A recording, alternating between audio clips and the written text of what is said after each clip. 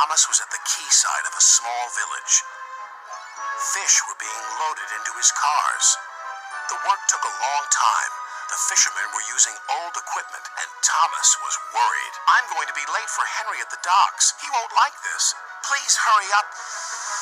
Thomas was rudely interrupted.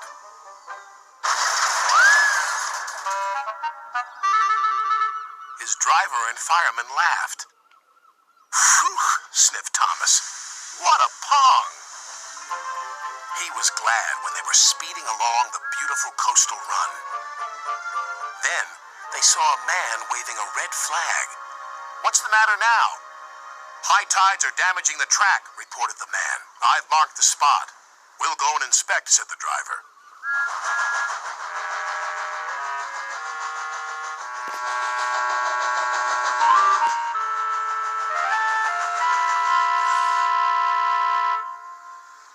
"It would be dangerous for heavy engines like Henry," agreed the driver. "But for Thomas, it's safe enough." The guard left a red oil lamp by the damaged track to warn engines. "When we get to the docks, I'll tell them to close the line."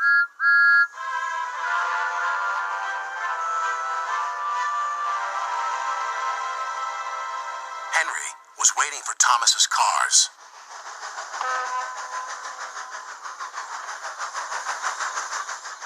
"Pah! You're late. That smell is making me ill."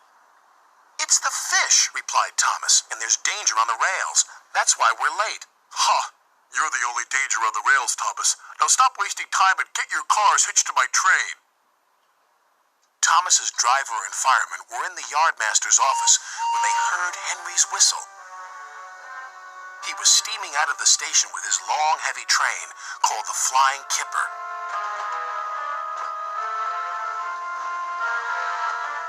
"What route is Henry taking tonight?" asked the driver. "The coastal run. It's the quickest." "But I told you," gasped the driver. "That's dangerous for a big engine like Henry." The yardmaster quickly phoned the signalman. Henry roared past the signal box. "I'll soon make up for lost time." The signalman couldn't hear the warning.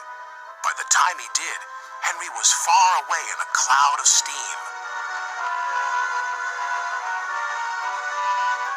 But when Henry reached the coastal track, his hopes for a fast run were dashed. Fog floated everywhere. "I can't see," cried Henry. Nor could his driver.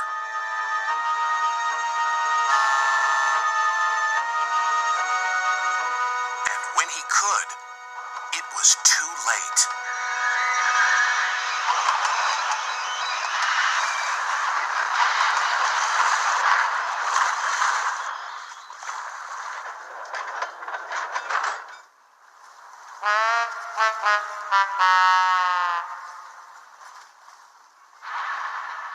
As soon as the tide was high enough, Henry was craned out of the water.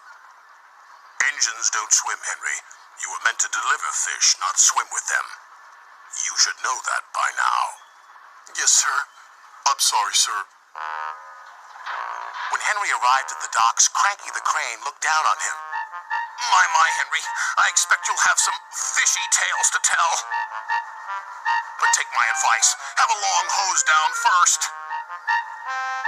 But there was worse to come. "Look, they've caught all this fish and a green whale, too." "It's not a whale, it's a monster." Henry was most upset. Thomas now felt sorry for Henry. "Come on, your driver says it's time for a nice washdown. Then you'll feel much better."